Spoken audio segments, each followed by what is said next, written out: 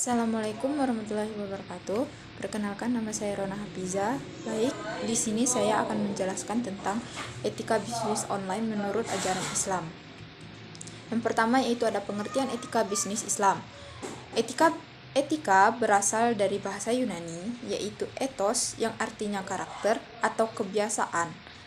Etika adalah standar-standar perilaku bermoral, yaitu perilaku yang diterima oleh masyarakat sebagai benar versus salah. Etika tidak pernah lepas dari segala aktivitas kehidupan manusia, termasuk aktivitas bisnis.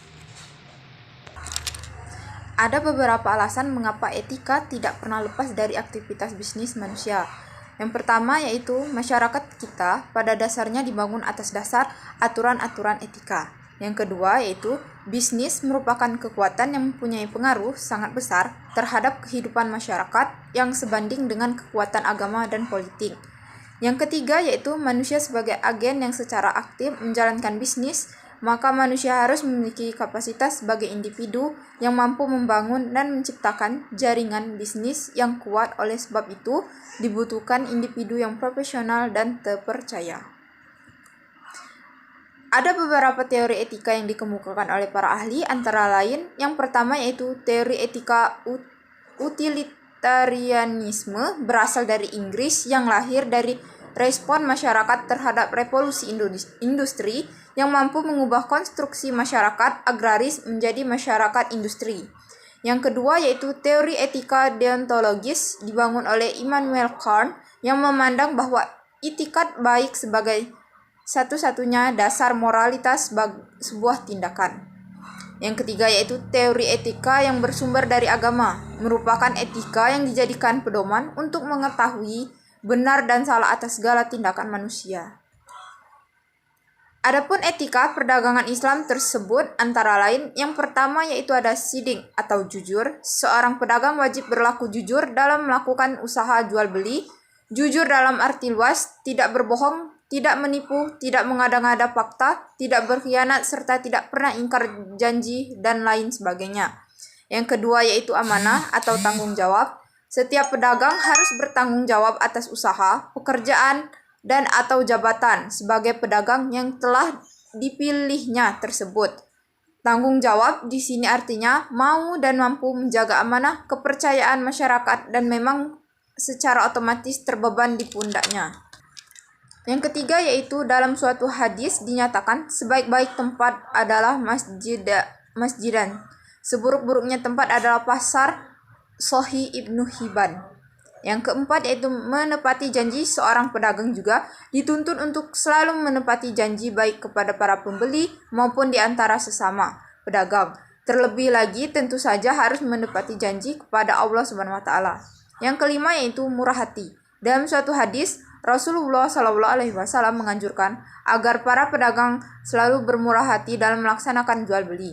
Yang keenam yaitu tidak melupakan akhirat. Jual beli adalah perdagangan dunia, sedangkan melaksanakan kewajiban syariat Islam adalah perdagangan akhirat. Adapun prinsip-prinsip etika bisnis Islam, yang pertama yaitu keadilan dan transaksi yang jujur. Keadilan dan kejujuran merupakan hal utama berbisnis di dalam setiap individu. Beraktivitas bisnis diharuskan untuk bersikap adil, yang artinya telah menjaga keseimbangan beberapa prinsip yang bersumber dari prinsip keadilan, antara lain yang pertama yaitu berhak baik, yang kedua yaitu jujur, yang ketiga yaitu larangan menaikkan harga tanpa ada maksud untuk menyerahkan objek transaksi tersebut yang telah merugikan masyarakat karena telah. Yang keempat yaitu menciptakan distorsi di pasar. Yang kelima yaitu larangan melebih-lebihkan kualitas dan kuantitas produk yang dijual untuk menempatkan laba dan untuk meningkatkan penjualan. Yang keenam yaitu transparansi. Yang B yaitu memenuhi perjanjian dan melaksanakan kewajiban. C. Memenuhi semua akad yang telah disepakati. D. Halal dan haram dalam transaksi, pemasaran yang bebas, dan penentuan harga yang wajar. Penerapan etika bisnis Islam ada 6. Yang pertama yaitu kesatuan atau tauhid.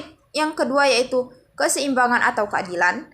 Yang ketiga yaitu kehendak bebas atau ikhtiar. Yang keempat yaitu tanggung jawab atau responsibility. Yang kelima yaitu kebenaran, kebajikan, dan kejujuran atau sidq.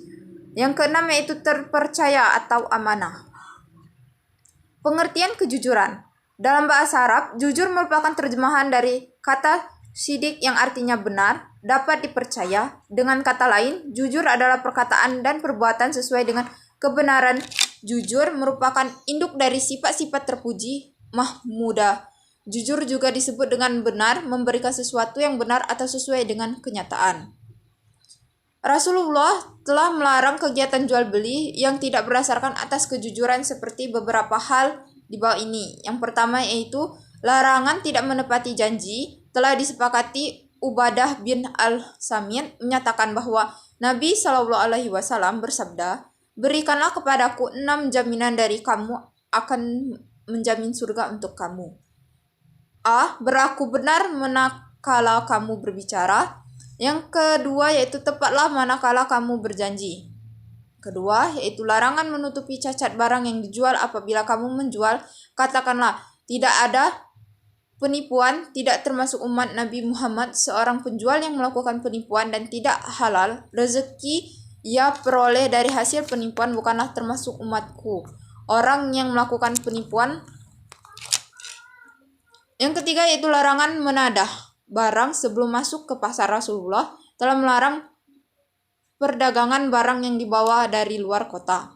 Yang keempat yaitu larangan mengurangi timbangan, diterangkan dalam Al-Quran dalam surat Al-Mutaffifin ayat 1-6 sebagai berikut. Kecelakaan besarlah bagi orang-orang yang curang, yaitu orang yang apabila menerima takaran dari orang lain mereka minta dipenuhi, dan apabila mereka menakar atau menimbang untuk orang lain mereka mengurangi. Pengertian keadilan. Keadilan yang menurut Kelkus adalah tripartite dalam bahasa Inggris, to give everybody his own, atau dalam bahasa Indonesia memberikan kepada setiap orang yang diempunya. Keadilan adalah memberikan kepada setiap orang apa yang menjadi haknya. Ciri khas yang menandai keadilan yaitu yang pertama yaitu keadilan tertuju pada orang lain yang ditandai dengan order directness. Yang kedua yaitu keadilan harus ditegakkan dan dilaksanakan, yaitu keadilan tidak diharapkan atau dianjurkan saja tetapi mengingat kita dan mempunyai kewajiban. Yang ketiga yaitu keadilan menuntut persamaan, equality. Adapun prinsip-prinsip keadilan, yang pertama yaitu kebebasan yang sedapat mungkin sama dan yang kedua yaitu prinsip perbedaan, artinya supaya masyarakat diatur adil, tidak perlu semua orang mendapat hal-hal yang sama. Berdasarkan norma-norma, moral dan etika meliputi 4 hal yaitu produk yang mampu memenuhi para penggunanya. Yang kedua penyediaan informasi yang jujur dan faktual tentang produk yang dihasilkan. Yang ketiga yaitu mutu produk. Yang keempat yaitu keamanan penggunaan produk tersebut. Pengertian integritas. Pentingnya integritas dalam berbisnis ini sudah menjadi hal yang umum untuk diketahui, di mana integritas di sini akan menentukan sukses tidaknya seseorang atau perusahaan dalam menjalankan bisnisnya. Pentingnya integritas dalam berbisnis, yang pertama yaitu adalah mempengaruhi hasil akhir dalam menjalankan sebuah bisnis. Integritas ini penting yang mana dapat mempengaruhi hasil akhir. Yang kedua yaitu mempengaruhi reputasi. Pada dasarnya, keberhasilan dan kesuksesan dalam berbisnis bukan ditentukan dari bisnis apa yang dijalankan, tetapi siapa yang menjalankan. Yang ketiga yaitu menciptakan suasana kondusif ketika pelaku bisnis mampu menjunjung integritas yang tinggi, bukan hanya berdampak pada hasil dan reputasi yang bagus. Perlakuan adil terhadap pelanggan dan mitra bisnis. Yang pertama yaitu ada membangun reputasi yang baik bagi lembaga. Yang kedua yaitu menciptakan hubungan yang baik antara lembaga dengan karyawan. Yang ketiga yaitu menjaga stabilitas ekonomi secara keseluruhan dalam konteks ekonomi yang adil dan jujur. Persaingan bisnis yang sehat dapat terjaga serta tercipta iklim investasi yang stabil dan berkelanjutan ekosistem tersebut. Tanggung jawab sosial dan pengelolaan usaha yang beretika. Yang pertama yaitu definisi tanggung jawab. Beretika, tanggung jawab sosial perusahaan atau CSR adalah bentuk komitmen perusahaan untuk bertindak secara etis terhadap dampak yang ditimbulkan pada masyarakat dan lingkungan.